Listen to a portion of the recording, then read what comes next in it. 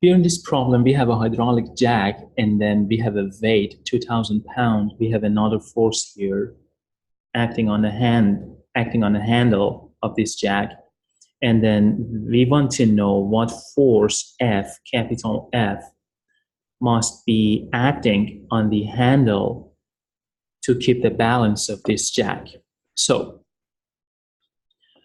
we start from here. We say there is a weight, there is a force which is actually equal to weight of this 2,000 pound acting on the fluid on the side of large piston. And then I assume that area here is capital A.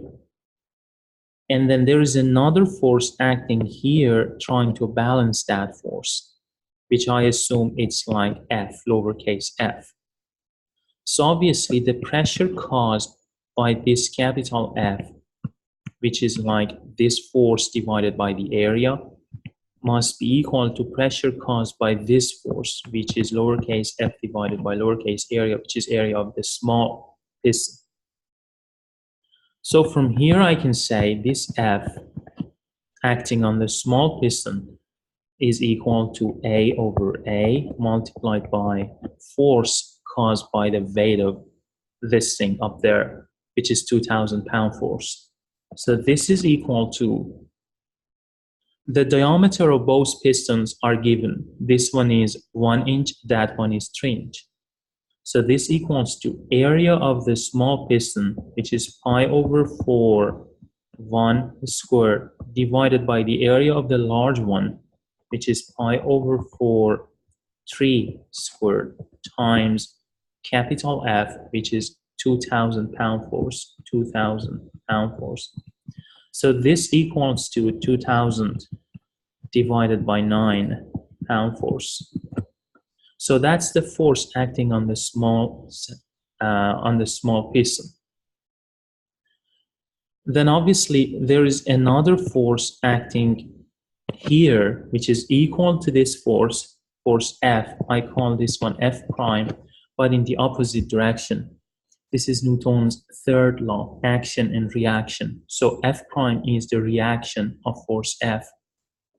So obviously F prime is equal to force F.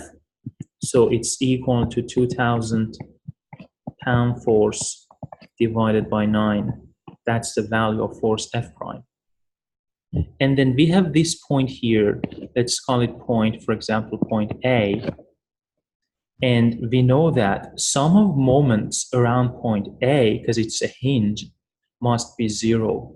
So I say sum of moments or sum of torques around point A must be 0, because point A is a hinge and it cannot handle any torque or any moment. So we have this force F, capital F, which is trying to rotate these things clockwise. And we have this force F prime, which is trying to locate this arm counterclockwise. So the torque caused by this force, capital F, must be cancelled by the torque caused by F prime. Torque caused by F prime is F prime times its arm, which is 1 inch.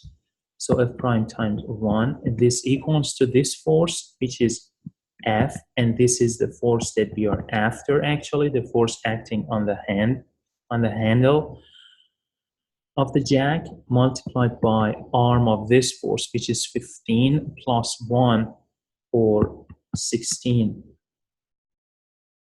So from here I can say this force F, which is the force that we are after, is actually equal to force F prime divided by 16.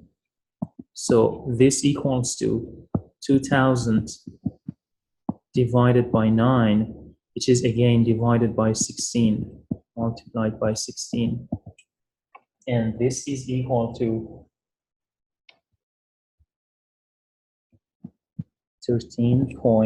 approximately 13.9 pound force. So with this design given in this figure, these dimensions, we just need almost 14 pound force to balance that 2,000 pound force up there.